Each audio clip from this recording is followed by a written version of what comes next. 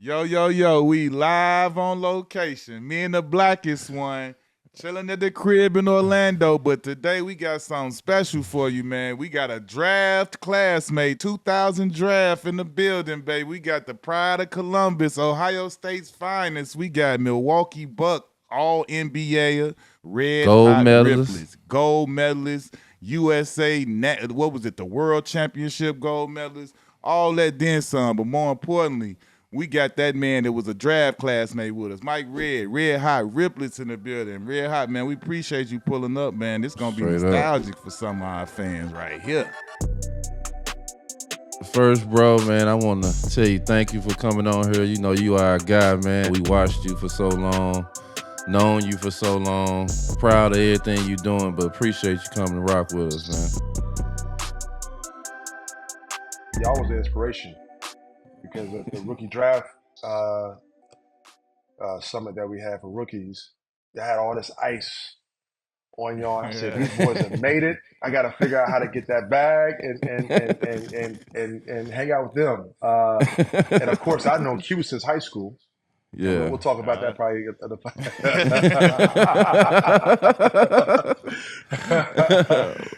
So, D, I'm obviously a huge fan of yours, man, and proud of your career. And you just listen. First of all, when I got on the show, I was like, I got PTSD because I had to guard both y'all at some point along the way.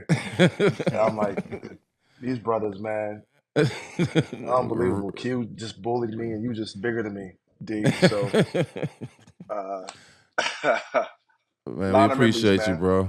Thank you, Yes, man. sir. Love y'all both, man. When you first got to the league, who was the first person to bust your ass? Oh, Allen Houston. Allen Houston. H2O. H2O. H2O. H2O. H2O. H2O. Y'all know, I mean, how good he was and how versatile he was. 6'7", could do everything in the post. I think he was Clay before Clay, probably. Straight up. Um, Yeah. No Right. dribbles, just no, he can post you, he can turn around, jump shoot you, he can face you up, he can drive you, and he wound up becoming my mentor in life. And Mm, but Allen Houston just gave me too much work. Um, MJ, just getting Oh, back to the yeah. Wizards, yeah. he wasn't who he was, but he was still incredible. Y'all know how good he was at Trust me. that time still. And so he was cooking Ray in D.C., and George Karl says, "Get in there, Red, get in there and guard Jordan." I'm like, "What am I going to do? If Ray can't guard it, what am I going to do?" It was my second in the league, and it was great, man. But MJ was tough, obviously. But Allen Houston for sure. I couldn't do anything with him when I first got to the NBA. H to the Izzo, boy. Tough. Columbus, Ohio, West High School. Your pops went to West Hmm. too. How was it? So it was always written in stone. Like I'm finna go to West and hoop like my pops did and do my thing and try to break all these records. How was it? How was it going into West High School and getting ready to start your high school career? Well, for one, D, I had no choice where I went to high school. It's right down the Yeah. street. So where we Yeah. lived, my dad never left the west side of Columbus, and we stayed close to the high school. So, but I think, my dad served as motivation and inspiration. Um, and he had all his records and his name in the Hall of Fame. And we went to the gym doing freshman orientation. He said, "This is my gym, Mike." And I said, "Dad, by the time I'm done, it'll be my gym." And Okay. uh, Mm. and just young and just. But my dad always wanted me to do better than him. Yeah. On the court and in life. Obviously, I'll never accomplish that feat in life, but I think my dad was just a source of motivation, and I wanted to break all of his records, and he had all these trophies, and I wanted to accomplish all of that. And he put the ball in the crib at 2 years old or 1 years old. So um, I was pretty much destined to play ball. Who At who what point taught? did you say you really started to feel like you was like good though? Like, you know what I'm saying? Like, we all start off at a certain point. At one point, do you think like the people around you started to see like, okay, like Mike kind of separating himself? Man, I think probably my junior year in high school. Mm. Uh, I grew. I was 5'10" as a freshman, point guard my whole life. I was 6 foot as a sophomore, and then I came back my junior year, 6'4", 6'4.5". My coach was like, "What in the world happened to you over summer?" And so that length and that height kind of separated me from a lot of the guys. And then by my senior year, I knew I was really good.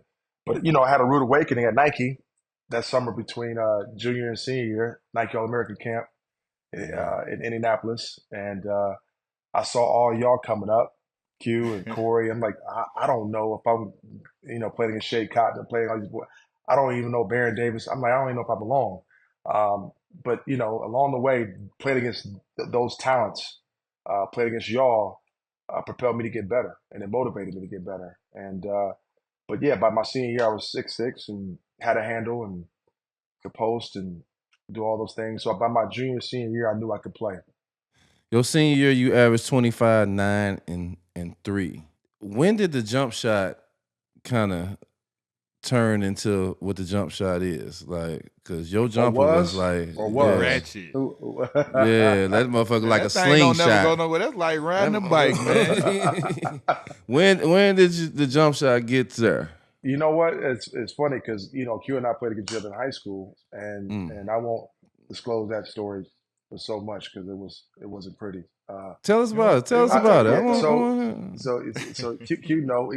So there's a little team out of Chicago called Whitney Young, and we like little team. I never heard. I heard of Q obviously, but didn't know the rest of the team. And we played at Hartley High School in Columbus, and we had length. We was tall and big, but they came in and absolutely smacked us. Q was a monster in that game. I had a great game for our team. I think you and I won MVPs of the game, right, Q? Yeah. So it was a dunk fest, D. I mean, that every other player was dunk for them. see there, dunk, Q. Hey, listen. He told me it was over in the layup line when they just turned around. Like all it was, like we had Cordell Henry. C. There was lobbing it, windmill, and D. Gates was throwing. Then that was my junior, so we still had Lonnie Holland who had crazy hops too. And the first play of the game, off the tip, Lonnie boomed on somebody baseline. Whole gym went crazy, bro. First play of the game, bing bong, boom. They had the Avengers, D. So it was equivalent to like, okay, do you remember Kenny Gregory? Q and D, Kenny Gregory. Yeah. We went to rival high schools in the same city. Remember his name, Esteban Weaver? Esteban Weaver. Lefty. Esteban Weaver. Cold. Yeah. Oh, top player in the country with Shea and all them boys. Yeah. So D, you put us three on the same team, and maybe we have a chance against Whitney Young. Yeah. That's what the equivalent of it was. So y'all had like 7, 8 D1 players on that team, didn't y'all? Yeah, we sent 8 dudes D1 after my Oh. No, and the biggest thing though was me, Cordell, D. Gates. We had all played together since 7th grade, so that was that continuity. We played AAU since 7th grade together. Then we all got to the same high school, so that was the energy you was seeing. And Lonnie was on that team because Lonnie was a senior and Lonnie Holland was a senior, and we were all juniors. But me and Lonnie went to the same grade school. We went to Whistler. He was from my neighborhood. Wow. We was from the same hood. So yeah, like. It was a lot of continuity, man.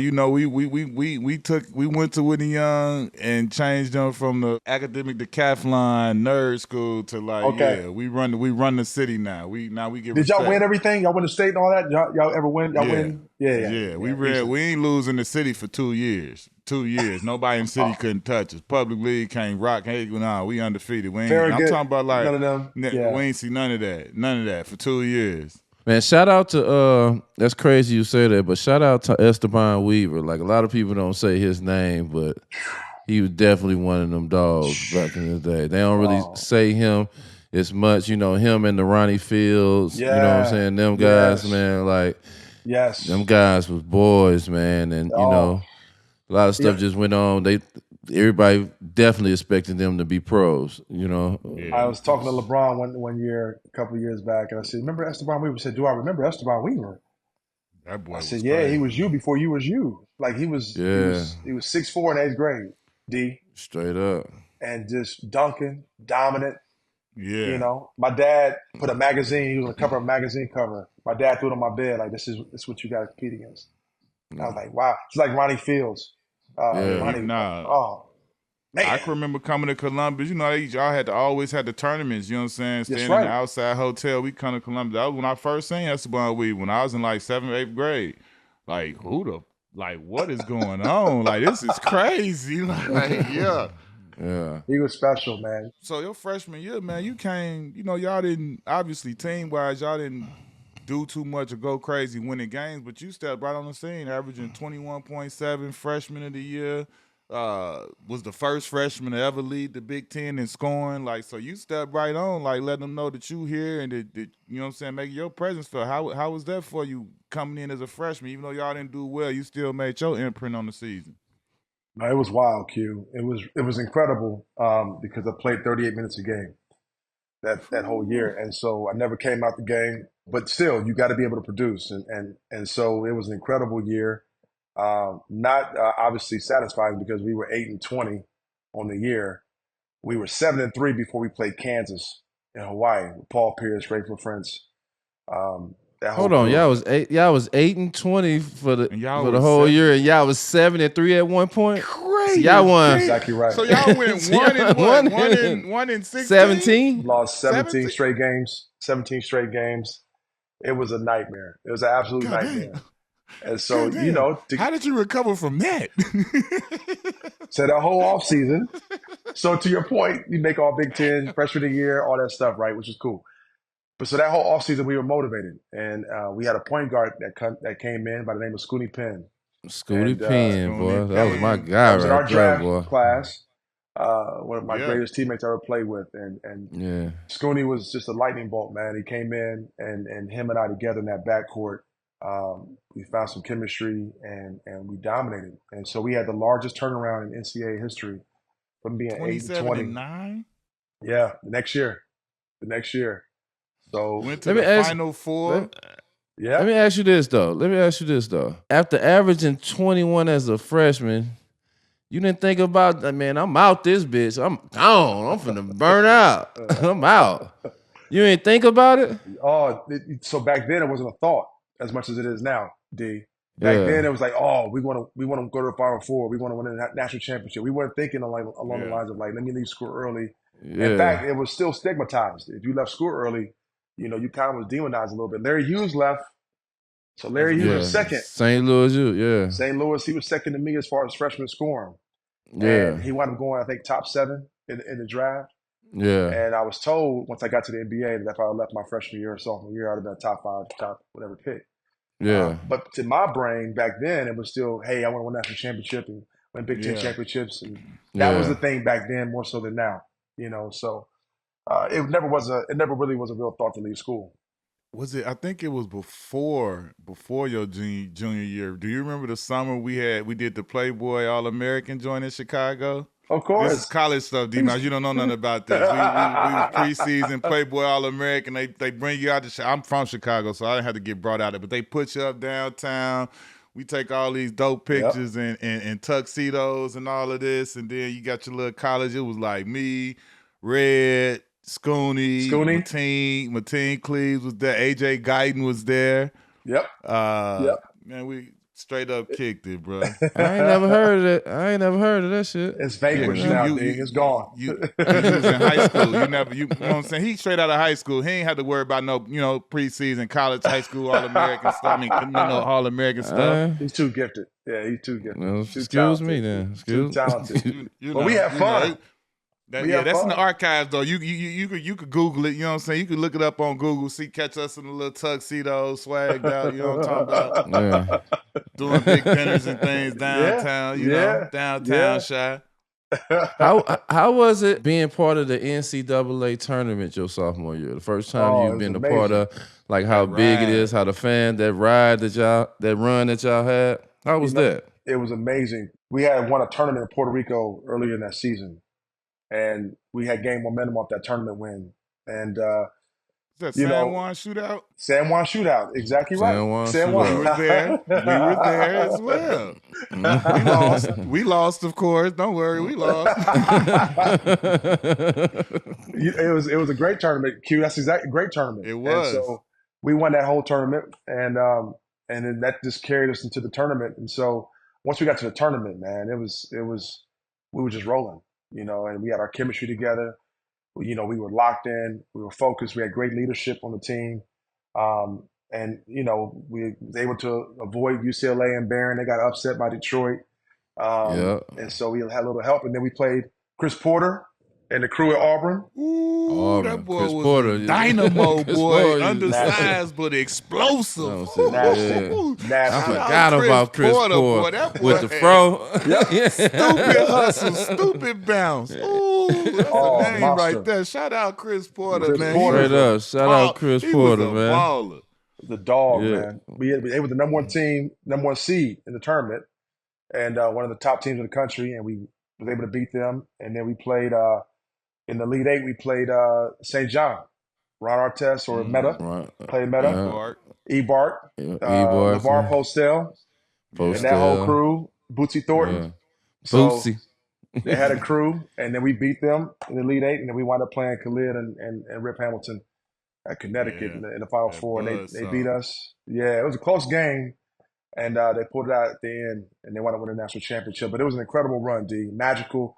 To get to the Final Four is something that we all, as kids, wanted to do, and to get that far was amazing, especially after the year before being one of the worst teams in all Yeah, that was all the NCAA. Tell me about how Ohio wasn't like they wasn't crazy popping like that before you get there. You have that type of season, and how you see Columbus change that Yeah. next season when they start seeing you winning. Just seeing the fans, and they wasn't saying Ohio suck no more or any of that stuff. Just to see, just to see how a city can just go from this to turn into gold just like that. How was that for you to just see the fans and how they was, repping for y'all and rooting for y'all? Because if you look across the land, man, they sell that Ohio State stuff everywhere. You know what I'm saying? They sell that merch everywhere. 100%. A lot of people wear that Ohio State merch. But to see how it changed from this to gold, how was that? It was amazing. I wish we had NIL back then. Keep shaking his head. Woo-wee. It was fun though, D. The city galvanized behind us, man. It was an incredible scene.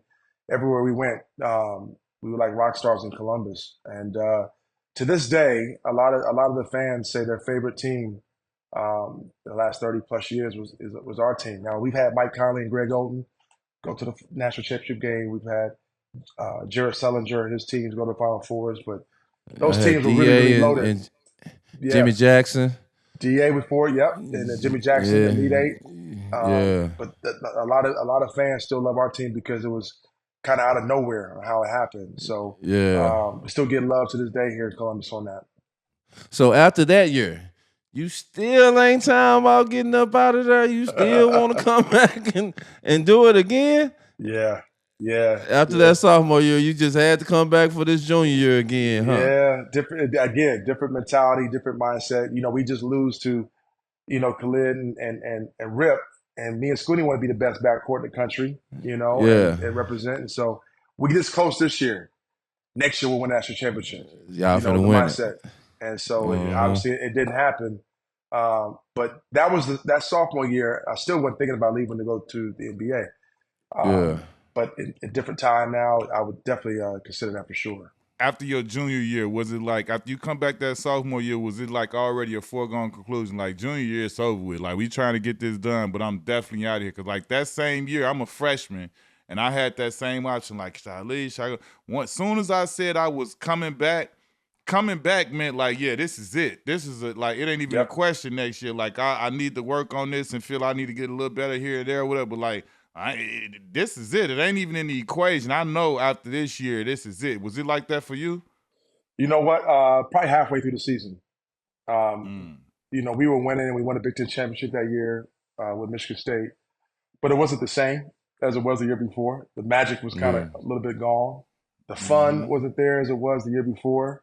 And I think a lot had to do with that, Q. Like, my time is up in college. It's time for me to go pursue the league. And after that loss to Johnny Hensley and John Salmons in Miami in the second round, um, I knew I had plateaued. I knew in the locker room I was done, that it Yeah. was time to go. And so Scooney was leaving. He was a senior. I wasn't going to come back from my senior year to be kind of like by myself. So, we had a great run, but you kind of know when it's time to go. How many workouts you did going into the draft? A lot. Me and him did a lot. I didn't do a lot at all, Q. I only did five. What? Five, no. It's still a mystery to this day, that whole draft drop for me. Yeah. But I think Utah, Charlotte, Philly, New York, that might have been it. I never worked out for Damn. Milwaukee. I didn't get that many workouts at all. And So were you not getting like invited to workouts? no. So that's even That worse. was So let me it ask was you this, wild. bro, because this is even worse. Like, especially because this was right around the time where it was like the D miles per se, the kids out of high school were bubbling. Yep. It was like 6'9", 6'8", lanky. Everybody was looking for the next T-Mac, the next KG, the next Kobe. Yep. So do you feel like at Thank that you. time, because this is how I felt as well, because I felt if I'd have left my freshman year, I'm a lottery pick. I felt Yep. like coming back my sophomore year, like you said, it wasn't as fun. Like for me, like I felt like when I came back, you should have left. Like now, but now the decision is made. Now you got to do it. So you make the best of it. But mentally, I felt I should have left. And then the second part of that is that you don't get played the same. You out here getting doubled and tripled the whole game plan. Like my freshman and sophomore year numbers were almost identical, but it didn't look the same because the way I had to get it, because it was like they was goddamn all over me. Ain't no surprise. 15 rebounds, ain't no more of that, bitch. They ain't that goddamn game plan. I'm listening to my homeboy. They know your Cordell is the superpowers point now. guard. Man, Cordell is the point guard for Marquette. That's right. They coached and told them boys in practice, if he get an offensive rebound on y'all, you coming right out the game. Yep. And I was sitting there Yep. like, I knew this. I would be talking to him like, I'm about to get you sold out the game on the free throw line, just trying, like, because, like, I knew. Like, Yeah. but this is how it was. So now your second year you come back, all eyes on you, and you still do your shit. You don't average 21 like you did, but like you still do your shit. But it's like Yeah. at that point, I felt like coming back, the scouts were no more like enamored with me. It was like, now let's see what he don't do well. Let's just pick him apart. And I felt like if I left my first year, they can't do that. When you came back, it's like now they gonna just criticize you. 100% Q. And where we were highly talented, going into your sophomore year and my junior year. Yeah. So like to see, and you and I talked about this at the rookie transitional program too. Mm-hmm. And it was disappointing. It was I averaged almost 20 for my career in college, basically. And it kind of wasn't really valued, I guess you At stayed all. too long and you kind of plateaued. You're 20 years old. How much better can you be? Type of mentality, D, compared to being 18, 17 coming in, and so Yeah. there was a stigma towards maybe plateauing. And so Q had a dominant college career. I came on, had a great career in college. So I didn't get the drop per se. But when they see you all the time, I guess the value's not as there as much. So being drafted late in the second round, I was kind of puzzled. Me and Courtney Alexander talked a couple months ago, or maybe even last year a little bit about it. And he was Courtney 10 in our in draft. our draft. Exactly. Yeah. 13. I'm sorry, 13. Yep. Yeah. Exactly. So, it all worked out, obviously, but still, that draft night was, I was sick. I had a draft party, Yeah. and I was shocked to see Q go. I think you were 18, right, Q? 18. Like I was Yeah, I sick. remember. The only saving grace for me was that I was getting to go play with my boy. And I obviously right after I got picked, well, Keon got picked first. Yep. Before me. So I knew D and then I knew Keon. Then as I got picked, they traded whoever Keon. for Corey Maggette coming. So I'm walking across like, okay, well, at least I'm gonna be with my some homies that I know. But I was I was pissed. I was pissed. I'm looking at name after name, and I'm feeling. You know how we go. I'm like, bro, I didn't did this and this. I done seen these dudes in workouts, and it didn't. Like that was the part that had me puzzled. I was like, okay, cool. If y'all want to measure stuff off, I felt like what I did in college was good enough too. But like, even beyond that, I got to go man up with some of these dudes. And I was like, in workouts, like, what did y'all see? 100%. Like, wait a minute. Like, yeah, so okay, you just told me none of this matters. Y'all got whatever impressions y'all got going on because I know what I just took his lunch money. And it didn't matter. I was like, yo, that was the most frustrating part for me, bro. No Like question. sitting there watching these names get called, and it's like, no question. Come on now. Pick after pick. I had a draft party. I left the party and went upstairs when the second round hit. Straight up. I think I was embarrassed. I was full of shame and just like, am I going to, after a while, now you get into the 40s. You go through the 30s. Right. You're like, whoa. What the fuck? Like, am I going to get drafted? Like, wow. I get picked at 43rd. Russ Granite calls my name. I wanted David Stern to call my name, and so all of that, and so like my dad came upstairs. I never forget this. As long as I live, my dad came upstairs. He knew I was crying and just sad. And he was like, son, it's not about the position that you got picked in. It's about the position that God has you in. And I was like, Now my dad's a pastor. And I'm like, I don't want to hear none of that pastor talk right now. But like I years later, I understood what he was saying, and it wound up being a perfect situation for me in Milwaukee. But the problem is I never worked out for Milwaukee. And I never had been to Milwaukee, except for Madison. We played Wisconsin, but like I never had no connection to Milwaukee at all. And then I get drafted to a team with Ray Allen. And like, okay, how am I going to play? Like Lindsey Hunter's backing him up. Sam, Tim, Big. I'm like, how am I going to play? Am I going to make it? Now back then, D, and Q, y'all remember the CBA?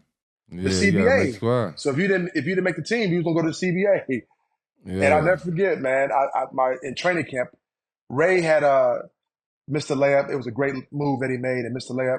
But back then, the coaches would yell at the young players to make a point to the vets. So George wasn't yelling at Ray; he was going to yell at me, right? So I make a similar move later in practice. I missed the layup. I got fouled or something like that. I missed the layup, and George Karl said, "Mike, if you miss another layup, I'm sending you to the CBA tomorrow." There was no G League; it was the CBA. And so, my contract wasn't guaranteed. D second round pick, no guarantee, nothing, and just figure it out. But my perspective after that draft was unique because I remember me and Lawrence Funderburk. I don't know if you remember Lawrence Funderburk. Yeah. Played in the league for a number of years. Lefty, exactly right. We ran the hills and Tim's the next morning, and I got in the best shape of my life from that point on. Heels and Timberland boots. I did, Q. I did, man. Like crazy. Like whose idea was that? That was Funderburk's idea to do that. It was mine. It was mine. 100%. What?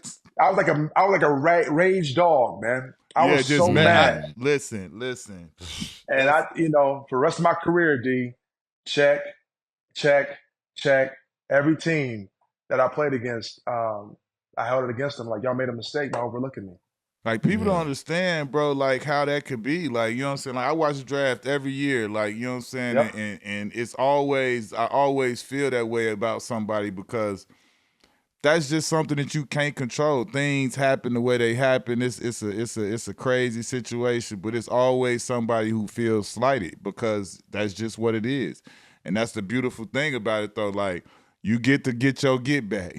You know what I'm saying? Like, if you get to get your get back, you gotta. It takes some time, and sometimes it's hard as hell. But you get your shot. You get to get your get back.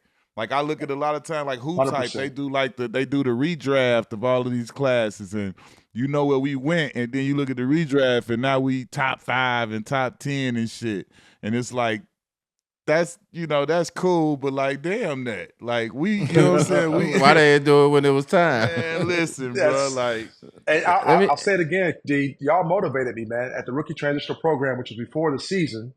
Yeah. I forgot where we went to in Virginia. DC. Like he was right outside Virginia. He was right outside DC. Yeah. And y'all had just signed with Jordan Brand, and y'all had, and so y'all was like really, really doing it, man. I was looking at, I ain't got no shoe deal. I ain't got no contract. I just, and I think I wouldn't change anything. If I had to do it all over again, I wouldn't change one thing because I think it ignited a fire in me and hunger in me that kind of propelled me for the rest of my career. That year, the Lakers won the championship. Yeah. But the team I felt that could compete with the Lakers was the Bucks because they were so loaded. Y'all was so loaded on that team. How was it just being on that team and having so much talent Like Tim Thomas came off the bench for y'all. Yeah. Like y'all had so much talent on that fucking team. Yeah. How was that being on that team with so much talent? Like Big Dog, one of my favorites ever. Ever. You Don't know get what I'm the saying? respect he deserved, but that boy was 100%. a certified killer out here. Oh, And Sam Cassell, I always tell, I be seeing a lot.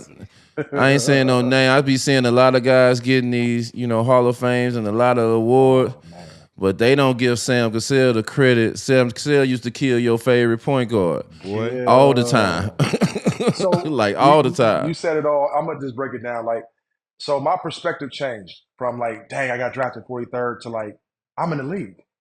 I'm here. So Yeah. I'm in. Yeah. And so I get a chance to learn from the best, and Ray and Sam and Big Dog and Tim. That team was so talented. You mentioned the Lakers. We were undefeated against the Lakers that year. Undefeated Lakers that year. Right, Yeah, yeah. I We beat them remember beating twice. And Yeah, so there was matchups. You know, the playoffs is all about matchups.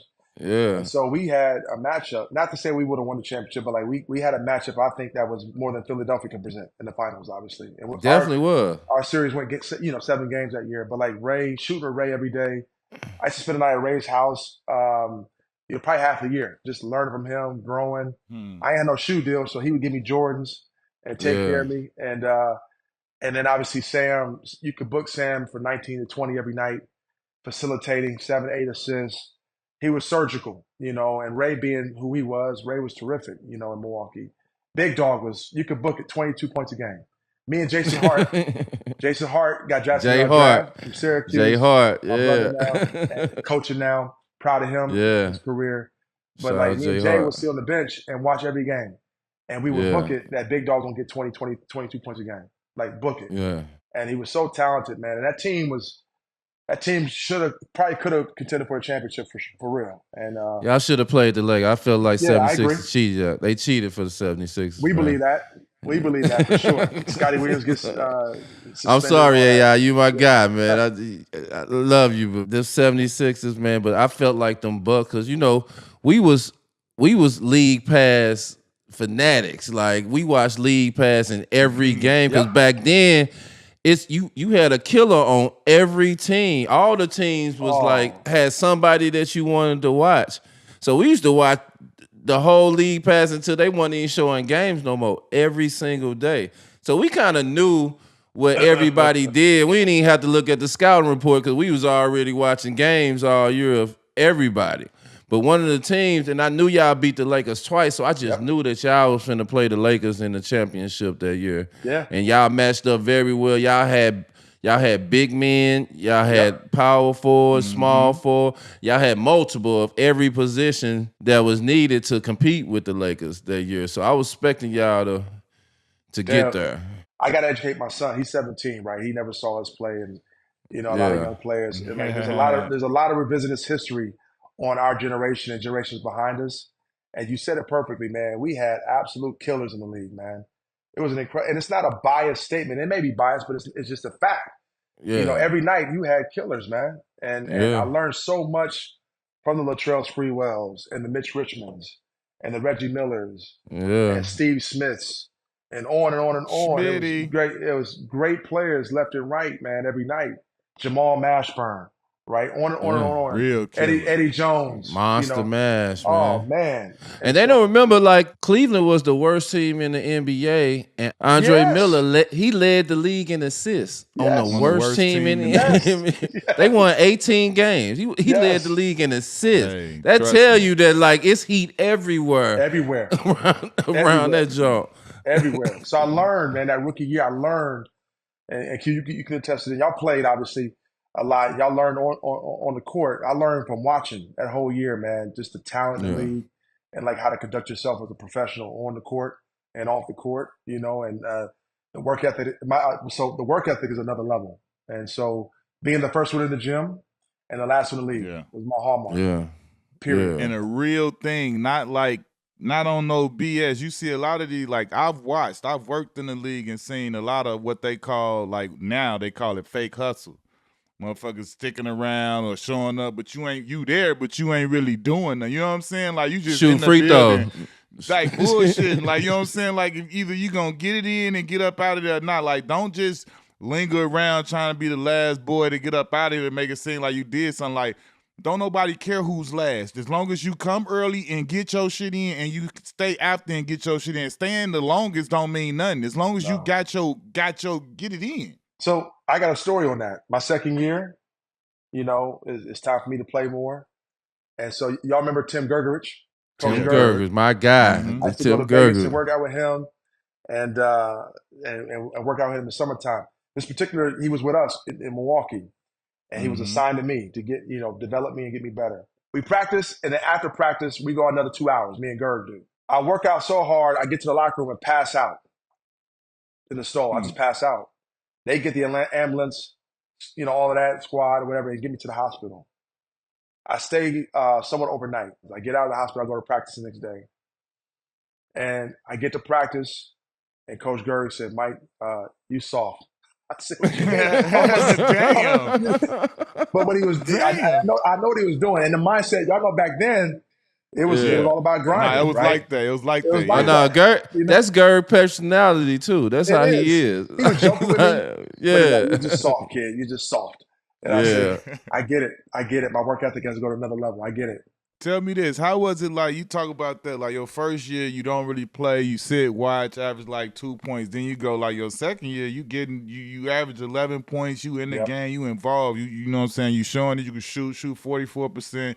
Tell me how different and how different that was, and how much better it felt for you to know, like, okay, I put in the work, and now I'm getting a look. Yeah. I went to the season, all season. They had traded Lindsey Hunter. I was like, there's an opportunity. I was in the gym working. I was in the gym working out that summer, and one of my homeboys came to the gym. He was like, Mike, they just traded Lindsey Hunter. So you gonna play this year? I'm like, we'll see. They might put Tim Thomas at the 2, whatever. And so we played Utah the first game of the year, and George Karl comes up to me and says, hey, Mike, you only gonna play 4 minutes a game this year. That's it. 4 minutes a game. I'm like, okay. What type of shit is that? Damn. How did you come up with that number 4? I do not know. Why did you land on that? Q, 4? I had a great training camp. I came in great shape, ready to go. And he said, you know what? You've earned the right to play 4 minutes a game this year. I said, okay. He had to be fucking with you. He was. So I go in the game, first game of the year against Utah. I go 2 for 2, score 4 points, don't play the rest of the game. I think I had to prove myself. I had to earn his trust. I had to earn my teammates' trust. That year, D, I wound up averaging 21 minutes a game and averaged 11 points a game. And kind of just worked my way in, was consistent. Playing with Glenn and Ray and Sam, you won't get wide open shots to Tim. And so my job was to be efficient as possible. Yeah. I can't shoot anything less than 48%, 50% from the field because I'm getting wide open shots. Straight up. And so, game after game after game, I began to earn my teammates' trust. And then obviously had some big moments. My second year, I think my breakout game was against Houston. When I had 29 points in the game, but I had all the points in the fourth quarter, basically. Yeah. And when you hit the 8 threes in the fourth. Yeah, that time, that was like the most ever in the history in the quarter. Yeah. It was. Clay broke it, obviously, I think 5, 6, 7 years ago. But I had 3 points in the first quarter, didn't play the rest of the game. Hit a 3 and then set the bench the rest of the game. Came in the fourth quarter and went crazy. And the rest was history after that. How did you feel when they traded Ray and they committed to you to fulfill that void? Like was you surprised? How was your feeling? Because I know losing Ray, but now this is your opportunity. They expect you to do what they just lost in Ray, and they didn't bring another 2 guard back over there. They brought a point guard back, so they expect you to step up and do what you're supposed to do. And Desmond Mason in that trade. Yeah, Desmond was in that Desmond trade Mason. too. Yeah, D Mace. In our draft, Boy. Yeah, Shout out to D Mace. Unbelievable. That 360. Want to go see a dunk like a dunk package? Go Google and YouTube his dunk highlights, boy. Good Lord. That 360 between the legs, that was the first time I ever seen that before. Just anything, boy. He dunked so it was explosive though. Like, you know how people got bounced and then he had like it was like disruptive bounce. The way because Oh. everything was so electric, he dunked that bit hard than a motherfucker, boy. D Super Boy, Mays. athletic, hey, probably the most athletic dude in the league at the time. One of them, for for sure. real, Yeah, definitely one of the top Dog, most ones. definitely. no question. And so the trade happens. We in Seattle, and it happens in Seattle. And it was bitter because Ray was my mentor. Like we did everything together, on the court, off the Yeah, court, um, and like my big brother, and he's our best player. I'm like, I remember talking to Coach Carl. I was like, why do we trade our best player just now? And he said, you know why? He said, because it's your team now. I mm. said, wow. Hmm. And so back then, as y'all know, it was rare for a late second round pick to take over as a franchise guy of a team. Yeah, Oh And yeah. so, that was like unheard of. And so for me, it was validation with the hard work that I put in. Obviously, sad that my big bro was leaving, but he deposited in me a lot to where I could be able to handle it at that point. And yeah, to be, the franchise guy, was like, wow, are you kidding me? The responsibility with that too, D. And yeah. and so it was a shock, but it was like, wow, it's here. It took me 3-4 years to get here.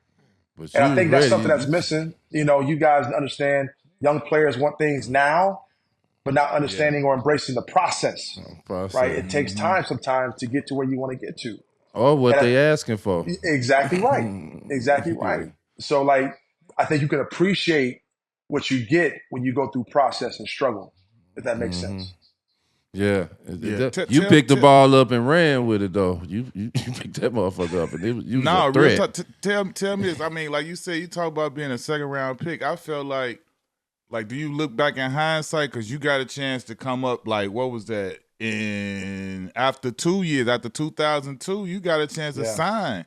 You know what I'm saying? Yeah. Because you were a second round pick, so you got the 12 milli right there. Even though Dallas, they signed you and matched you from Dallas, they kept you there. But then a year Boy, later, if you would have went to Dallas over there with dirt, oh man. But still though, I ain't. Yeah, That's whatever. I'm talking about him being that second round Yeah. pick and then coming and getting a 12. Then Yeah. when we all about to sign our extensions, Black, you got to think about we signing our first extension.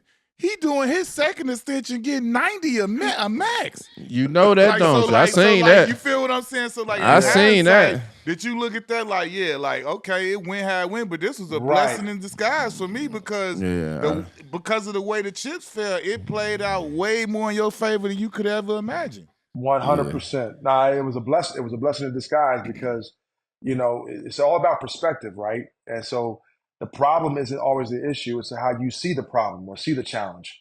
That's the issue. And so for me, glass half full more than empty. I got an opportunity, but I was restricted after that second year, and so I almost went to Memphis. Jerry West was reaching out to me. He was GM with the Grizzlies at the time, and trying to get me to go to Memphis. But Milwaukee was telling everybody we're gonna match every offer that comes our way for Mike. And so Dallas came in at They the last did. minute. And they did. Dallas matched, or Milwaukee matched Dallas. I missed like a week of training camp or a couple of days of training camp because I sat out the whole time, not knowing if it was going to happen or not. But it worked out, Q, to your point in that regard, financially. Oh no, I remember it. I was like sitting there Hell like, yeah. bro, like this man just look, cause like I was happy for it, cause Yeah. like you said, go back to that Yeah. draft and the whole process. I was like, this is bullshit. What's happening? But it was like, you know what I'm saying, like. We all kind of found like I say, all of the guys that whatever. When you look at the redraft, you see who it was, and we made our way through it, and it happened the way it happened. But like I can literally remember talking to my partners about that. Like, man, that man went second, about to get 90. He just made All About to Star, get All 90. NBA, third team on y'all. It's like, what you Straight up. talking about? Like, Straight went up. crazy. And how was the All-Star game for you to be in there with the best of the best and you seeing all these names and now you one of them guys walking in that room with them? How was So your first All-Star? it was surreal, to Q's point, having gone deep in the second round and making it to that point. But the year before was MJ's last All Star Yeah, game Yeah. in Atlanta. And you guys were there. Yeah. yeah. And so it was crazy in Atlanta too. Traffic everywhere was crazy. And I Couldn't remember even move. couldn't move. And so I remember being at the All Star game in 2003, watching MJ's last All-Star game, but they had me up in the bleachers. They had me up, way up. And I had my homeboy had a suit on, and my homeboy was sitting right next to me. And I looked at him and I said, you know what? I was getting kind of like mad while I'm watching the game. Like the competitive nature was rising up in me. I was like, you know what? I'm gonna be in this game one day. Yeah. I'm That looking, was a he's good like, ass game too. it was a great game. I wanted to be in the Yeah. One of the game. better ones. They don't even play them games 100%. like that no more. In the That was All-Star when game. that was when Kobe messed up history. Kobe Oh ruined man. history. MJ hit the Oh. fadeaway on tricks. And then Kobe said, no, no, no. He came back. Yep. I said, come on, man. Come on, man. You messing up history, Kobe was Cole. crazy, God man. damn. But Crazy competitive. that was the The mentality. mentality, exactly right. And so I'm in the bleachers in my suit. You're not even close to the floor or anything. And I said to my homeboy, I said, I'm gonna be in this game one day. He looked at me like, all right, like, okay, sure, like, okay. The very next year I was in the game. Straight And I was up. like, wow, the power of words, right? Having vision and tenacity, man. And so like I was in Houston and Larry Harris, our GM at the time, came to the back of the bus. He said, you made it. I said, made what? He was like, you made the All-Star team. I was like, oh, wow. Like it was a dream come true, playing with all the great players at that time. And then the funny thing about it, D, we down 3, and Rick Carlisle calls the last play for me, which is surreal. Right. And so it was crazy because he called me off the bench. I think I had like 12 points or something like that in the game and played well. And like, so Rick Carlisle calls this play for me. I'm like, you calling me? You got J Kidd, you got Vince, you got T-Mac, you got all these great players on the East, Paul Pierce. You calling me? All right, cool. And so he called the last play for me, which was incredible. The problem was I had Kobe and KG jump out at me to contest the 3. So it was hard to get it off, but I got it off and I just barely missed it. So, but it was surreal to be an All-Star, man. At the end of that year, you made an All NBA. Yeah. Like that's like the icing on the cake. Like how to hear you made All NBA, you top 15 guys in the league. How was that? I cried, man. It was like, like hard work pays off, and like self-belief. Yeah. You got to believe in yourself and bet on yourself. And so, for me to make, a top 15, roster as far as players in the NBA was surreal. And so but that motivated me to like get better. I want more success. I want to have more, achievements. And so it's pushed me, but to be a top 15 player in the league was like crazy from where I came from. When they came to you and your agent, whoever brought it to you, and they said they try and give you a 6-year, $91 million, 90 piece. like $91 million. Like, what was you and what the hell was you thinking? Could you believe it? Like you said, you a 2nd-round pick, Yeah. then went from that to getting the franchise, making All NBA, All-Star, and all that. Now it's the biggest payday, and that's like back then. That's max. That's max money, max. biggest it get. Yeah. And it's like this has never happened. The 2nd-round pick this low, going and getting that type of money. Like, what was you thinking? So first of all, 6 years, 91 million is mid-level exception money today. Oh yeah, No, that's right. That's a drop in the bucket today. It's nothing. Let's start there. We can start there. It might not sound big to you guys now, but back then it was big. Now look at that 91 million. Like, what? Man. You got 6 years, 91, and Jason Tatum just signed 5, 3, 15. Oh, That little shit. They looking like that little shit. That's my name. That's never happened to me before. And I'm happy for him. I'm happy because we fought for this. All We fought of for us. this. Yeah. All Like, of them, agreements man. back in the day, we fought for this, and so All of them, we man. happy. hey, yeah, happy for these young fellas, man, getting it, man. But back then, to your point, that was a big deal, And I remember, I was thinking about going to Cleveland, and LeBron was obviously in Cleveland at the time, and Ray called me and said, "Man, what are you doing? You better sign back to Milwaukee." I said, "It makes sense. It makes sense." So it was surreal. Me and my fiance at the time, which is my wife now, like we were sitting by the phone and we had the Clippers and Seattle and all these teams calling. And I was like, nobody wanted me 4 years ago, 5 years ago, but everybody calling now, which is crazy. And Cleveland called me and then Milwaukee said, we're willing to give you the max, whatever you want, blah, blah, blah. I was like, what? And so, yeah, it was crazy, man. It was, again, man, I cried. My dad, it was, one of the happiest days of my life. And and then how we all grew up, right? Needless, I don't have to say more than that. We grew up, that was not much poor, Yeah. so to have that access to that, it was like amazing. So yeah, man, just an incredible day, man. And I appreciate Milwaukee because they had stuck with me, believed in me, from being that second round pick to now being the franchise guy. It was a surreal moment, man. Straight up, first millionaire in the family, man. Yeah, It's a change. It yeah, changed something, man. yeah, Start a trend in the family. When you was announced to be one of the guys to play for the USA team, because we all want to. We got these levels from college, from high school. Like we want to be all Americans. We want to win the whole thing in college. We want to make the McDonald's game. We want to be the yeah, number one pick. It's all these statues that you want to get, but everybody want to play with their USA across their chest. It's yeah, only 13 guys that can go, and it's a lot of guys in the NBA, and it's a lot of guys that want to go, and there's some that might not, but there's a lot of guys that want to do it at least one time. When you heard you can be part of the USA team and the team that they was bringing with them with you to play with you, like that's the best team in the world at the time, And you part of so that. and you part of that. right, Q. So how was just that got when you heard drafted that? that boy got drafted to the Avengers. Yeah, you just got 90 2 years ago, and then next I thing you mean, know, you part of the USA team. one thing after another began to start happening, like great thing after great thing after great thing. And it was amazing, to get the call from Jerry Colangelo. I had knew at that point, I was probably one of the best shooters in the world, if not the best at that stretch. And Yeah, so I knew I was going to get a call because in '04 we needed shooting in the Olympics. And Jerry called me and he said, Mike, we need you on the team. I said, wow.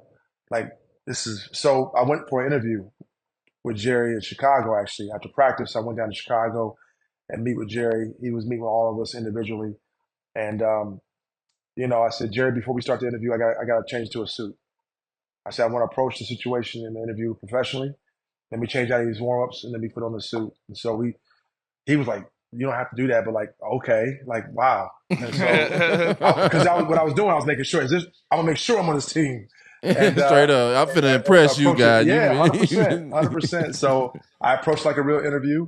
And to be on that team, Q and D, was like, wow, represent your country, obviously, and being one of the top players in the world again, to bring And back glory to the U.S. was amazing. that was the redeemed team. That's the other part, because y'all were the team after they lost. Y'all were the team tasked with fixing what had went wrong. So, like that was a big deal for the first team after it had shown that, like, oh, the America's team they lost. How did that happen? And this other part I Yeah, wanted to ask you, like, because when we grew up, we had obviously '92 was the first year they flipped it over, and it was a dream team. Like, at any point was you thinking like, yeah, they ain't calling it that no more, but I just made Dream Team, like whatever number it Yeah, would be, like from when Jordan them did it, I looked at every USA team as like the Dream Team.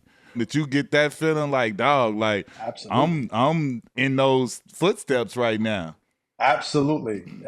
And so what was interesting, D and Q, you remember the university team in Yeah, college. So I played for the mm-hmm. college university team, the junior Olympic team for yeah. us in I won college. that goal. Yeah, I won You that did exactly goal. right. I was on the goal as well. Exactly right. And so it was an incredible experience. So we got almost like farm system from that point Mm-hmm. on, and Yeah. so it was a cool process. But like to be on that team, the senior team, was unbelievable. And the practices every day, to be with the Kobe's and the D Wades and LeBrons, J Kids, Darren Williams, Chris Paul. I mean, to be with those guys, Tayshaun Prince's, the Whites, Chris Yeah, Paul. I mean, Chris Bosh, on and on, Carlos Boozer. It was an incredible team, and you couldn't help but get better practicing each yeah, other every day. So, but the thing was, and you guys know this, remember this, it was a 3-year process. So yeah. it wasn't like fly by The night. world championships, then Yep, yeah.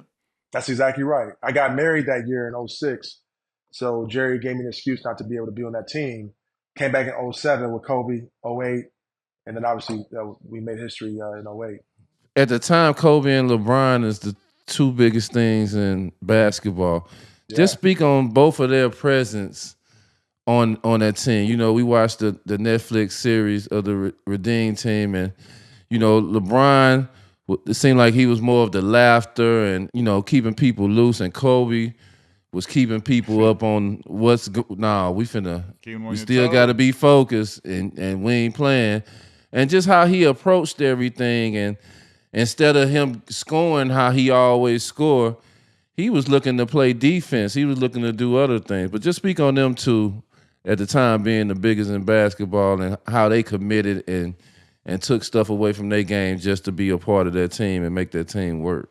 I'm releasing a documentary this summer about my experience. I know the Redeem Team documentary came out on Netflix a couple of years ago, but I'm releasing my own perspective on the Michael Red app in the App Store. I'm going to be launching that.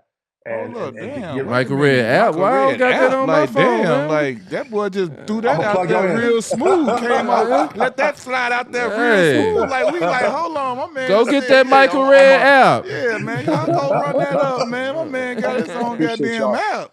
We subscribing now. No, I appreciate it. I appreciate it, guys. No, it's funny you mentioned that D and Q about that experience because I'm gonna launch a documentary on that on my app and talk more about that. But like LeBron was younger at the time, 23, so he was just full of life, like he still is today, but like just funny, jovial, and Kobe was adapting to being with the team at the time, and it was so funny to watch. Both alphas, obviously, huge personalities in their own right, and it was moments where LeBron was just curious of like Kobe how he rolls, and we would talk about it, whatever. I knew because I was older. Me and Kobe are a year apart. God rest his soul. And so me, J Kidd, and Kobe like the elder statesmen of the team. And so it's funny to watch the young group with Melo, Chris Paul, LeBron compared to us and D-Wade. They were younger. So but Kobe, man, was incredible. Kobe was funny in his own right, but LeBron was obviously just the life of the team. And they worked so well together, when the media or people may have perceived that they was not as close. But they worked so well together, and it was dynamic, man. Both of those guys together, it was incredible. Man, you see guys go to them USA teams, and you compete against each other for so many years, but then they play on a USA team and they win that gold together, and it seems like they got a lifelong bond.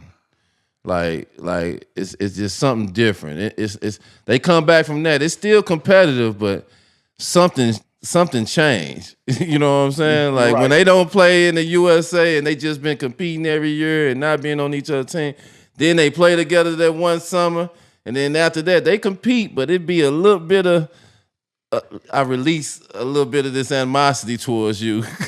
So you're right. It's like with us, right? When I see y'all, I'm gonna hug y'all's neck off, right? We hug each other, we love each other. There's a bond when you play in the NBA that it's hard to describe, right? Same thing with the U.S. team. To this day, when I see everybody, it's just love and hugs and whatever, and we have a bond. And it was unique. And to your point, D, like we start calling each other, and then like this whole thought of like, man, what if we played together?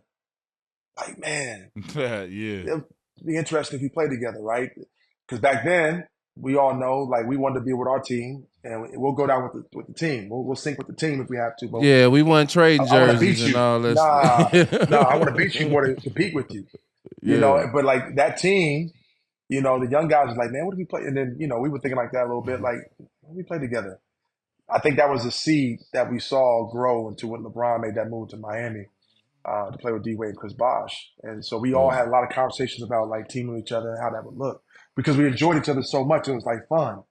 Yeah. And so it was great, man. And I remember just getting better and better working with those guys. And then all of a sudden during the season, we would call each other and like check in with each other. And to your point, D, we got to beat each other, but like we just had a love for each other, man. And then it was 3 years of being together, dinners, breakfasts, practices, lunches. So every summer, correct. Every summer we're living together. So that bond was there for sure. Fast forward to 2008, and this is when you had the knee injury, tore ACL and MCL, and you got to sit out the remainder of the season. Tell me how, like, because I've listened to D talk about this a lot, and you know what I'm saying, obviously other peers, but D directly because he had knee injuries and stuff. Tell me tell me how that impacted you mentally, because you know what I'm saying. At that point, 2008, that's still like a career defining injury for some people, and it could be make or break. So for you to have that happen when you having all this success, like how did that affect you and impact you mentally? 2008, we win the gold medal. 5 months, Right. 6 months later, I tear my ACL. So you have the high of the highs, and then Right. 2009, you have the lows of lows, right? And my body was just tired. And I remember thinking that, that whole season, I would tell Coach Giles, like, my body's just tired. I need to. Now, load management wasn't a thing At at all. that time at all. You're going to play Shit, we 39 minutes, 38 playing, minutes a game we hooping, and we 82. want every to. night, 4 games in 5 nights. Straight up. You get paid handsomely to perform and show up every night, period. Well, we really weren't getting paid handsomely compared to what's going on now, but we was getting paid all right. For our time. For the time that was handsome. We had old heads. We had our whole old heads looking at us like, what these boys get the same way we looking at these boys getting paid. We happy for them. We happy, but like, trust me, it was a lot. It was a lot. When our money went like that, they was looking at us like, well, good Lord, what, 90 million? Like, what? 100%. Like, yeah. 100%. Like, and I remember a lot of the old heads who played in the 80s and 90s were like, oh, boy, you got a lot of money. So it's the same thing, and to your point, Yeah. D. And so, you go through that and you have the highs of highs and lows of lows. When it first happened, the first time in 2009, there was still optimism. Okay, I'll be back. ACLs, you come back for sure. Man, being a man of faith, okay, it's going to work out for the good, And so, like, I'm in the locker room still, like, okay, I'll be all right. It's a setback for a setup. Here we go again, And then you come back, you rehab. I came back too soon. I had surgery in March. I was playing again in September at 29. So at 29, 30, you can't come back so fast from an ACL. Now that we know that now years later, right? And so I was playing on the court in September, October, went through training camp. Still had little issues, didn't know what it was. Like, man, I'm still not feeling right. But back playing again, everything looked good the first half of the year. We played the Lakers and almost a year to the day, Q, in 2010. I'm posting up Kobe. I make a move. I go up, knee goes out again. And I look at my trainer like, are you serious? I knew what it was because I knew how it felt. Knew the feeling. So to have that back-to-back years, like, completely derailed my career.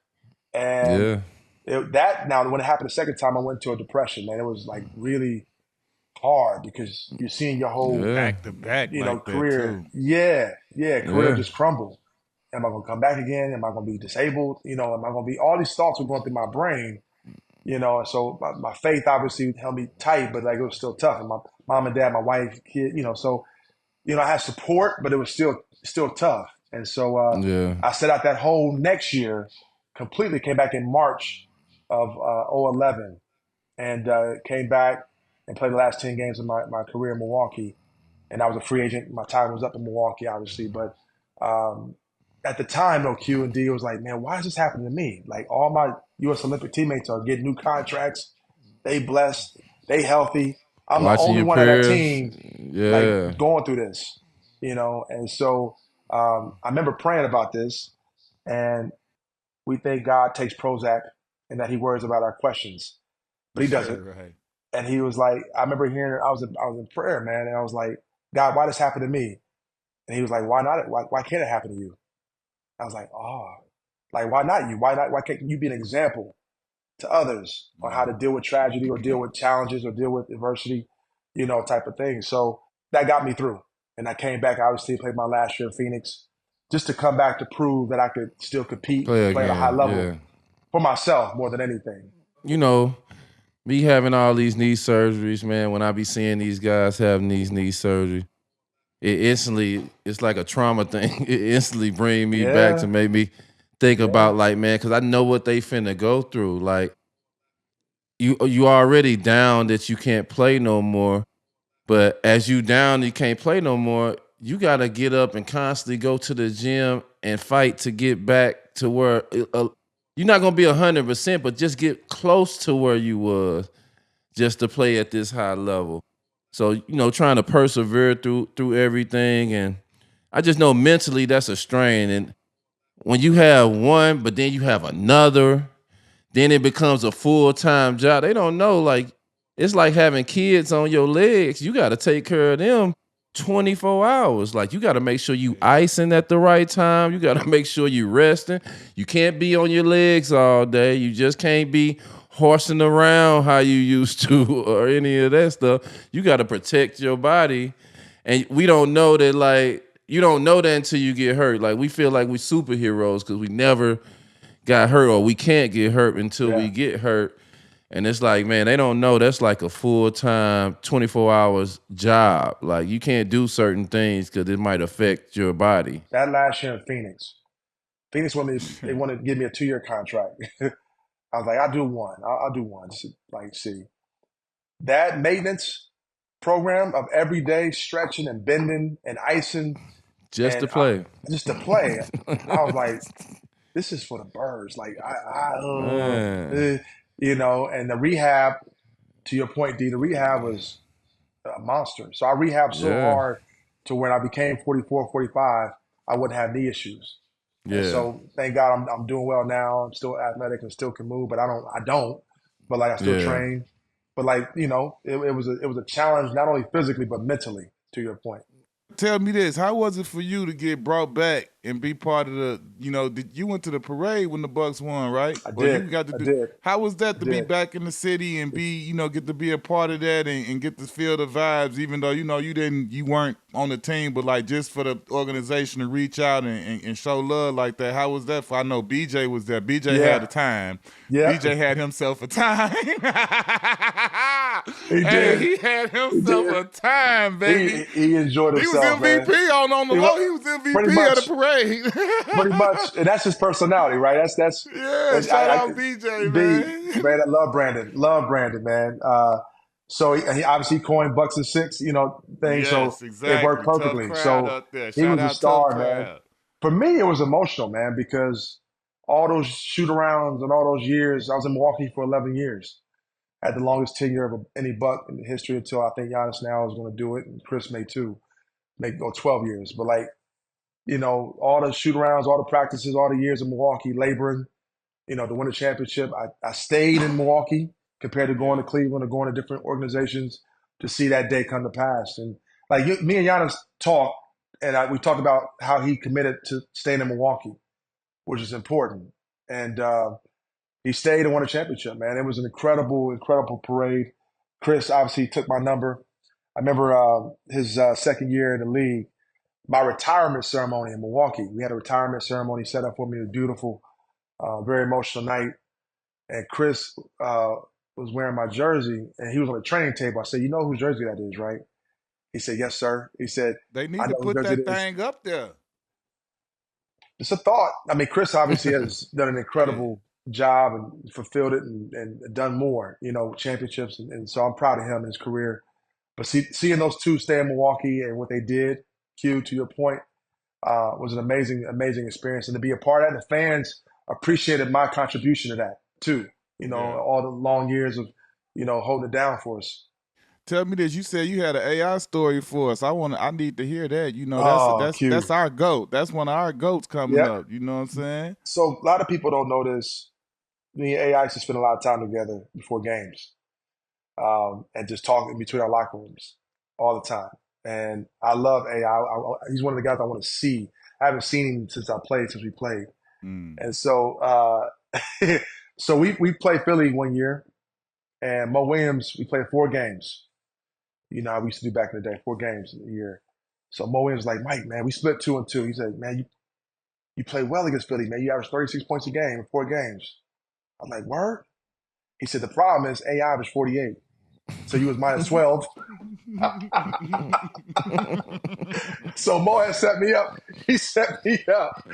And so, I mean, Hey. when I think about the hardest guys I had to guard, and obviously Q, obviously I'm gonna put you in that rank too because you were so physical. Like you used to try to post me up all the time. And so, so for me, the top 3 guys, I start with number 3. I got 4. I say Allen Houston. Number 4, I would say LeBron. Number 3. Now, most people would say LeBron number 3. I'm like, yeah, because he was young LeBron. Yeah. Now he's more cerebral now than he was when he was younger, but he was just an athletic bull, as you guys know when he was younger. Number Yeah. 2, Kobe, but he's 1B, 1A. Kobe speaks for itself. Kobe was Yeah. he was incredible, as we all know. And then number 1, AI, because Yeah. I would have to guard him a lot of times, and like I had to stay off him because he was so fast. People don't Yeah. realize how fast he was when you had to guard him, and Yeah. And so we he had would no business guarding him. no Me, at you, all. two guards. They played Eric Snow the 1 and him the 2, and we had no business guarding him. And he used to jump over the trap, bro. Remember the bunny hop over the Yeah, trap that he used to yes. do? They took it out of the game because he was cheating. I mean, the dude, 54, 50, 48, like just shout out to AI, man. I love AI in his game, and he was just special, man. So those are the top 4 guys that just gave me work. I mean, but you had so many great guards at the time. Yeah. Again, it's hard to pick out a top 10. In the league, right? Like you as an elite offensive shooter and scorer, like who was somebody that gave you hell defensively? Like they guarding you when you got the ball. Who was Eric some of Snow? your like fucking Eric Snow? Fucking Eric Snow was just a dog. He was a dog Yeah. out there for They real. put he him on me was, every man. single time. We played Cleveland. LeBron wouldn't, Wally Zerbiak, none of them would guard me. They would put Eric Snow on me. Or Philly. Raja. I would always get the toughest assignments. And so Yeah. Raja, Bruce Bowen. Raja Bell. Was just annoying. I love Bruce to this day. Derek Fisher. Like small guards that can get underneath you. Yeah. Those are the guards that really challenged me a lot. They didn't stop me, but like they could frustrate me. Guards Yeah. my height, I could. Sometimes they would put length on me, and that didn't work either, really. But like Yeah. smaller guards, were the guards that kind of You like them long, jumpy motherfuckers. You know what I'm saying? You can get right, 100%. get to work. See, and y'all know playing against me, I wasn't the most athletic, so I had to be crafty with my game, right? Man, and so y'all natural athletes. So I got you to used to lead. get that bitch up so fast, man. I had to. I had to. Gone. By the time you get there, that bitch gone. You looking like, damn. So when I worked out, I worked out purposely to get off fast. As soon as I get it off. So by the time the game came, it was easy. All the teammates you done had that you done played with in the NBA, if you had to pick 4 to make your ultimate team, who would be them 4? Woo! Shout out to all my teammates in Milwaukee over the years too. I love them all, man. Ray, obviously. D Mace. D Mace was like my bodyguard, man. D Mace he was like my enforcer, man. Nobody touched me when I was playing. Remember, you can only get 4. You only get 4 to make your 5. Okay. You at the 2. Yeah, I'm at the 2. I would say Sam. Sam. Ray, Mason. Probably Andrew Bogut. Oh yeah, young Andrew Bogut over there. Young Bogut. Cerebral. Obviously won a championship with Golden State and had a great career, but cerebral. Now I played with Phoenix my 1 year, so Steve Nash and Grant Hill, they were there too. So that was a caveat in there. You had Amari. We missed Amari. I missed Amari. Oh, Amari left after that. Okay. Yep. All right, so this is Start Bench Trade Shooters Edition. Oh, D. Start Bench Trade Shooters Edition. I already know 2 off the top. Reggie Miller. Reggie Miller. I know that 2. Klay Thompson, Ray Allen. You got to start one, you got to bench one, you got to trade one. Oh, man. I probably should say Ray starting, but I'm gonna say Ray starting because of the relationship that we have. Klay and Reggie. I played against Reggie. Reggie was at Q. Chasing him around them screens. Oh, my goodness.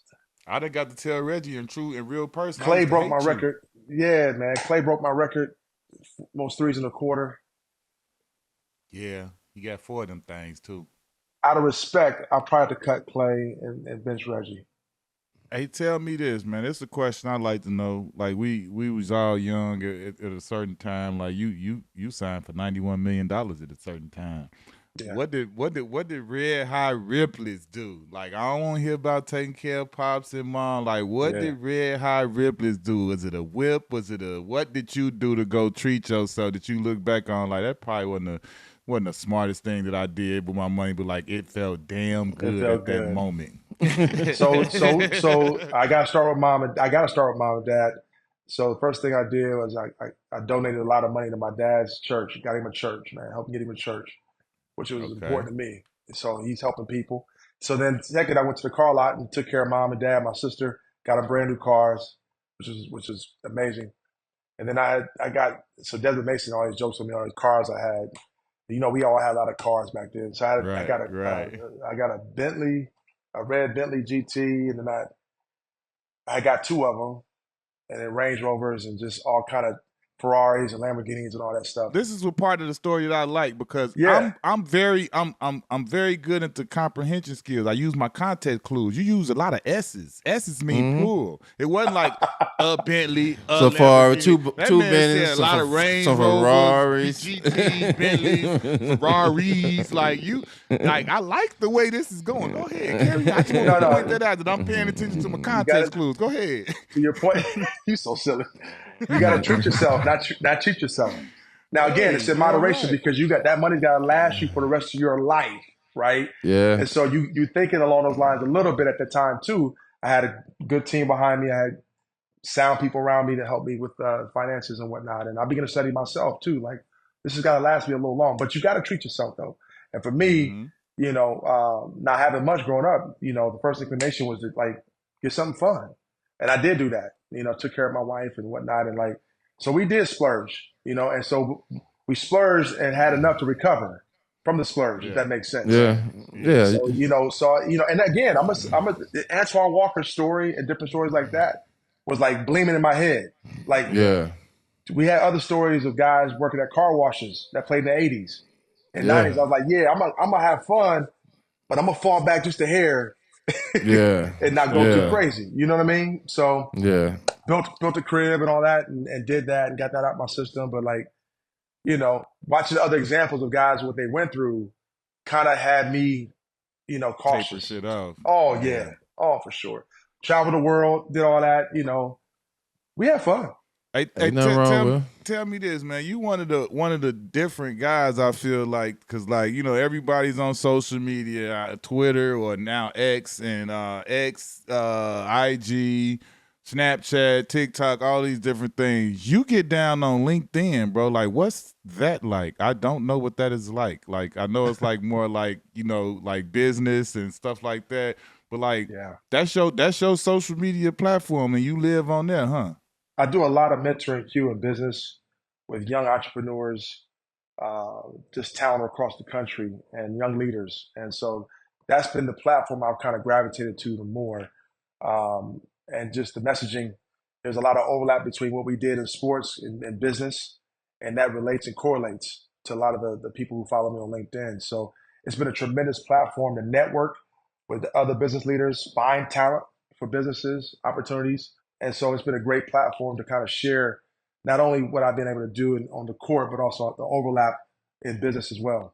This is something that I think me and D interested in. We all same draft class. We all old and shit. You know what I'm saying? I can't believe it. Hey, no, we old. You know, remember I used to have them motherfucking waves. You and I used to compete on waves. Battling. We used to compete. You don't know about this. You had to do that. Me and my boy, braids, man. He had to break. Me and my boy used to be competing. Every time he used to be me, wavy. I'm checking him, he checking me. So cute. You gonna laugh at this one. So you, me, Joe Johnson. Joe Johnson. We played the Hawks one night before the game. You know, captains come at half court, shake hands. And one was, I said, Joe, you know you cheating, right? You put the S curl in your hair to make your waves like that. Joe used to be wavy, man. He was. I said, Joe, you cheating. I said, you cheating. Oh, he laughed so hard. And Joe got a big ass head. His shit round his head, so his shit used to swirl. I'm like, damn, Joe, you wavy, boy. Oh, man. That's definitely a true story. We used to compete. We used to see each other like, all right, now I see you. Like, yeah, okay. But listen, you know, like I said, we old. You got to deal with a company kingdom, man, with the nutritions and the protein shakes. What's that about? I'm gonna send you. Know my address is on the way. I'm gonna call you offline. You and D offline on a couple of things I'm working on. But like it's powerful. Kingdom Candy, Kingdom Shakes, protein shakes. It's all about wellness and taking care of your body. As we get older, it That's the becomes more age we at. We advantageous for gotta be us. worried. We gotta be worried We about get wellness now. 100%, man. You got to be aware of your intake, taking care of your body, eating the right nutrition, obviously. And this is a company that I back because of not only because of what it provides from a nutrition standpoint, but the affordability aspect too. There's a lot of people who want to eat healthy who can't afford to eat healthy, right? And we Right. have a lot of food deserts around the country. And so even in our own neighborhoods, right? We can't afford a whole foods because it's so Mm-hmm. expensive, right? Definitely So is. so being able to provide nutrition for people who cannot afford necessarily the Whole Foods or Trader Joe's or what have you. So that's why I support the mission of Kingdom. What made you decide that you want to do your own podcast, create your own podcast? I love stories of people how they overcame. Um, I think a lot of times we esteem people not knowing their background, and once we hear Yeah, their background, it's like, boy, they were just like me. And yeah, so the Mm-hmm. podcast is really a labor of love, like what you guys have done and built, yeah. to just share stories, to inspire people, to encourage people, to bet on themselves. And we did 3 seasons of those. I'm going to revitalize that next year because we've been working on the documentary of the Olympic experience. But definitely, we've had so many different guests on the pod, but it's been really a labor of love to inspire people all around the world about taking bets on themselves, believing in themselves, self-discovery. We have business leaders, we have athletes, we have entrepreneurs, we have all kind of different people on the podcast that have really, really inspired a lot of people. Well, you need us anytime. You just Yeah, you holler at already us and know. I have to. knuckleheads on the way, because we You I bet got on love you. y'all. ourselves and we overcame a hell of a lot. We I still know you guys. overcoming and still betting Yeah, on ourselves. yeah. You I know, ain't got rid of Q yet, but I'm getting there. y'all linked forever. Y'all linked forever, Nah, man. that's This my my this guy, my man. oldest boy. I can't do That's nothing my without guy, him. man. That's my guy, man. I'm watching. I ain't gonna lie. I used to watch y'all shoe game every game, right? And Yeah. just like, okay, what they wear tonight? Like besides the talent of having to guard y'all, which was Yeah. a nightmare. Love playing against compete both of y'all all the time, man. You very big on investing in entrepreneurship. What made you, focus on that? So in labor disputes, the narrative is always how much the players make. Y'all remember all the labor disputes? The players make too Yeah. much money. They make too much money, right? In my mind, halfway through my career, I was like, who's paying us? Oh, private equity. Oh, venture. Oh, Yeah. tech guys. And so that began to like shift my paradigm of like life after basketball, what I wanted to do. And so there was an organic magnetism towards entrepreneurs because entrepreneurs, you got to bet on yourself. Mm-hmm. You know what I mean, to be an entrepreneur. And so I just gravitated to that world, man. And, from that point on, start, investing in startups and being an angel investor in companies, and then became a part of a fund 10 years ago. Me and Josh Childress are a part of. Brought him Yeah. into Shout that out fund. Josh Childress, Josh man. Childress, my brother. Yeah, that's my Mm-hmm. guy, man. Love Josh. Doing his conference later this month, which is all going to be awesome. And so one thing led to another, and then I spoke at the New York Stock Exchange and about being from a Dope. pro to a CEO, which is an incredible experience. Spoke at Google along the way, and the former CEO of the New York Stock Exchange became my mentor in business. And then one thing led to another, and was on the board of Redbox for a number of years before we went public, and just had all kind of experiences. Worked with Snap in their incubator program with startups and businesses, and for me, it was important not to be the face of something without knowing how it works, the Mm-hmm. integrals of how to run a business, to start a business, what Yeah. to look for, as far as founders and operators. And so going through that whole process was just an incredible experience. I'm still learning today. I don't know everything, and I have great Yeah. mentors in my life now. But like, I think the one thing that was good for me, D, was like finding mentors. Whatever space you Mm-hmm. want to get into next, find people who've done it at a high level, and Mm-hmm. begin to learn from them what they did right and what they did wrong, Did wrong. Yeah. so that can help accelerate your career. So I'm very young in my investment career, business career, 10 plus years now, but I've learned so much, man, and it's been an incredible journey. I got one more question for you. Yeah. I know your dad is a big part of your life. When you was Mhm. getting all these accomplishments and All-Star and gold medal, and just remember over the years to see his face of being how proud of you. How proud was it to fulfill his dream of you becoming something? Because I tell my kids all the time, I say, I feel like no man in the world wants you to be a better man than your daddy.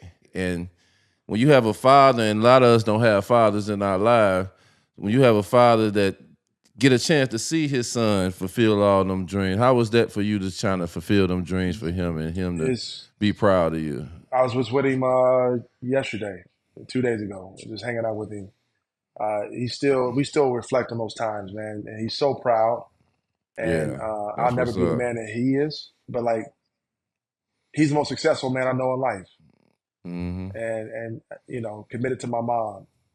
Pastors a small ministry that but it's powerful though. Like all the things that Straight he's up. done. So he set the blueprint, Mm-hmm. and then I'm standing on his shoulders, and then my son will stand on my shoulders. And Straight so up. my dad is my hero, man, and he's so proud, in a healthy way. How some Yeah. dads are like, man, Yeah. Nah, for real. he's yeah, Yeah. what I'm talking about, Q. My My dad, son, boy, that's my boy over there. in a healthy way, Yeah. man. He is proud to this day, man. And he called me his baby boy. I'll be 45 this year. He called me his baby boy. So to be able to fulfill some of the things to your point, D, of what he wanted to accomplish. My dad was a high school All-American scorer. Yeah. So I took on his traits. I just happened to grow, and Yeah. so he's proud, man. So my son loves his grandfather, man. And like my son retired from basketball last year. Mm-hmm. He's Mm-hmm. 6'5", wing, guard, talented. Never really loved basketball. I had a gym in my house, and he never went to the gym. Now all I Yeah. needed was a coat hanger and a sock growing up You as a know kid. that. That was A it. milk a Give me a crate. trash can. Come on, D. That's A all I milk needed. crate and a wooden board. We getting it done. I'm good. Coat hanger, stretch that coat hanger out. Straight Get a up. sock. Craggy. And Straight up. my son, not to his fault. I had a gym built in the house because I wanted to work out in the house and whatnot and stay home. Mm-hmm. He never bounced the ball in the gym hardly. Now, when he got on the court, he was talented, played. And so some college coaches last year were like, when can we start recruiting your son? I said, don't. He said, what you mean? I'm like, don't. He doesn't love the game. He doesn't Yeah. have the passion. But my son on IG, I think a year ago or so, was like, Dad, thank you for playing so I don't have to play. And I was like, of course I cried, man. So he's never had to feel the pressure to have to do what his Mm-hmm. dad did. Yeah. He wants to be a pilot, man, an entrepreneur. So Yeah. Dope. very proud of him, my daughter, man. Now, D, good question for you with the young boys, Tatum, Bradley Beal. Was you like involved in there, like seeing them, watch them grow up too? They were Yeah, I younger than watched them. Yeah, I watched them grow up. I came up under his pops, under Wow. Tatum pops. So yeah, Wow. And I've been Justin. seeing Wow. young Jason since he was like Deuce, Wow. Yeah. Wow. young as hell. Man, I'm proud of both of them boys, Yeah. man. Both of them boys are doing amazing things, man. And just to get to see Tatum do it this year, it's just amazing. I just can't wait till the city really Yeah. see him come back with that trophy. Because Wow. the area really need that. They No really need question. that. It's gonna motivate like the Larry Hughes, the Anthony Bonds, Larry Hughes. They motivated me. Yep. Then it went down to me, to the David Lees, and on down. Now you got Bradley and you got Jason in there. So man, that's definitely dope. You said he bringing back the trophy to motivate the community, right? Mm-hmm. Bro, he come back with the biggest NBA contract in the history of the NBA. That's motivational purposes only. I had to tell Bingo. we got the same That's true. agent, Mike Red, me, D Miles, Jason, and we all Wow. Jeff Wexler. Jeff Wexler's our agent. So I had to tell him, like yesterday after it got announced, I say, Jeff, a lot of agents rep a lot of first round picks and a lot of special people. I say, it ain't gonna be like, after this somebody else will come and Luca or SGA will go bigger than the biggest Sure. so but it's not a lot of agents to get to say that they, you know what I'm saying, they just goddamn negotiated the biggest goddamn deal in the history of the league at a point. In the history of the definitely league, true. like Jason You the dude, young J, baby J. You just got there. I say, damn, a Brinks truck. They had to give him a little mini bank, baby. They had to give him a little small bank. You hear me, Red Hot? Piece of- We And used to guess be what? talking about back the Brinks truck. Oh yeah, but nah, man, they gotta give him a little. You know, I'm talking about a real. He small definitely got bank. his own area in that You motherfucker. hear me? He's only 26 years old. He gonna be a free He agent Yeah. at at 31. 30, he gonna get about 4-5. Like what I'm Yeah. telling you, he walking out of Billy. Billy. That's Billy. what he. That's like, yeah, and I'm a champ, but like, you know what I'm saying, like you inspiring something totally different now. Like, boy, it's Yeah. like, whoo, 100%. man. Think about the Wimbanyamas. What he gonna get? 80, he gonna be 90, the 100 first one to million a year. make 80 a year. Yeah, you're right. He You're gonna be right. the first one to make 80 a year. But you know, That's crazy. Unbelievable shout times, out to brother. these youths, man. These Yeah, numbers are unbelievable. mind-boggling, bro. But I'm so happy they gonna be around to get them. I'm trying to get my sons in gear so they could be Yeah. ready in line in Yeah. however many years, you know. So They getting it in college now with NIL. These cats walking away in high school too. They starting to 10 get million, that bank 11 million. early. ball game. It's a different ball game, boy. What? We Yeah. wish. Yeah. Woo, we wish. I was in the 100%. shot too. I was at the crib, so you already know. What? Hey, man. Hey, but this been dope, man. Red Hot, man. We Love y'all, appreciate man. you, bro, man. We appreciate, like we said, whenever you need us to pull up, let us know, Most man. definitely. But this, Straight hey, up. look, we live on location. This a real one right here, man. Wow. Red Hot Ripley's, All-Star, All-NBA, gold medalist, redeemed team. And now he an entrepreneur Negro. All over the place. You know what I'm saying? Y'all holler at us. You know what I'm saying? Knuckleheads, we out.